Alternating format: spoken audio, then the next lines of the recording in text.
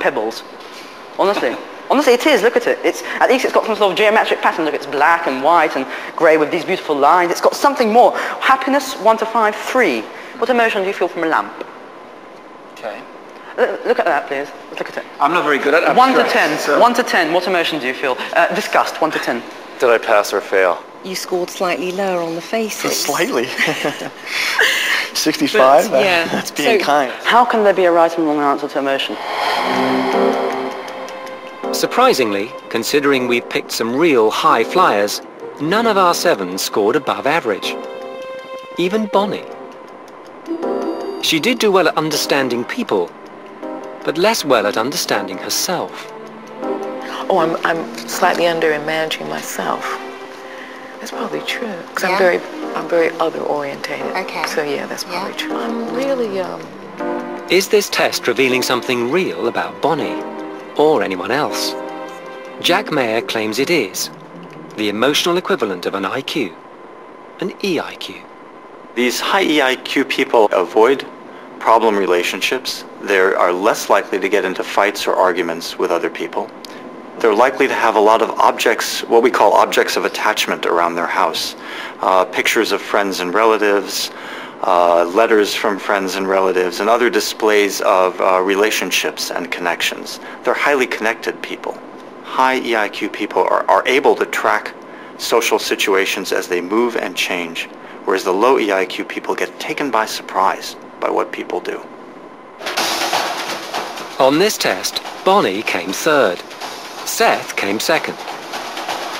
And at the top came the one of our 7 who's been scoring consistently without winning anything yet, Gary. Surprised that Gary won? In fact, fighter pilots are a dedicated team. Understanding each other could be a matter of life and death. Maybe that helped. But is this emotional intelligence really intelligence? I view it as a potentially classic intelligence. Yes, as a member of the club. Some of my colleagues would say it's in a grayer area.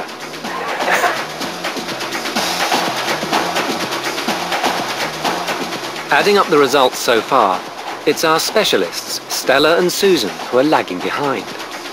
Perhaps they're fantastic at what they do, but limited to their own field. So are there tests that would measure their unique intelligences? Out on the extremes of intelligence research, there's a man who thinks there are. It doesn't matter, Dr. Gardner, Professor Gardner. You can call me Howard, too. I mean, For over 20 years, Professor Howard Gardner has been developing just about the most controversial theory going. The major move I've made in the study of intelligence is to pluralize it. I've come up with an alternative view, which is called multiple intelligence theory, to perform some kind of an action in the area of music or in the area of navigation is very different than to perform in a scholastic kind of assignment. And my whole analysis over many years suggests it's a mistake. It's a category error to lump all these together and to call them intelligence. Professor Gardner is convinced we have at least 8 relatively separate intelligences. This is completely opposite to the IQ, which assumes that we all have just one general intelligence. So you might be wonderful at understanding other people, but a disaster at doing crossword puzzles or at flying an airplane. So we do know that in individuals, high performance in one area simply doesn't predict high performance in other areas. We tested R7 for one of the most controversial of Gardner's intelligences, bodily or kinesthetic intelligence. These goggles turn everything upside down. Jesus. Everything's upside down. Oh, it's so freaky. Oh my God. I can see a bit, can't I?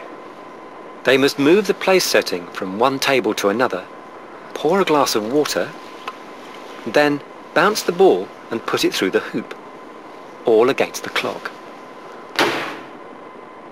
First up, Nathan, Seth and Bonnie. It's a test of pure body control, not the world of ideas and calculations they're all used to. For once, Seth has trouble. I'm trying not to throw up. That is my personal strategy.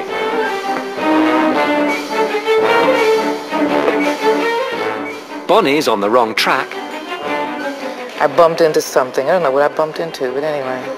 Oh, dear, I can't find that jug. The idea is it's upside down. Nathan is frustrated. So, I guess that's the spot right there. God. Wow.